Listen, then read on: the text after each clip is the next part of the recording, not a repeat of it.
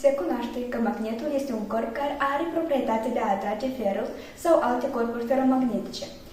De aceea este evident că magnetul nu poate atrage un chibrit. Totul se schimbă dacă aprindem chibritul.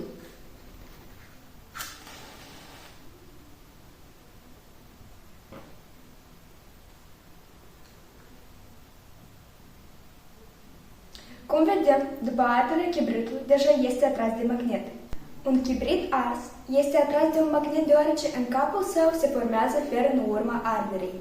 Inițial, capul chibritului conține fer roșu, oxid de fer, dar la temperaturi ridicate, el reacționează cu monoxidul de carbon, formând fer pur și dioxid de carbon. Acest fer pur, spre deosebire de oxidul său, are proprietăți feromagnetice și este atras de magnet.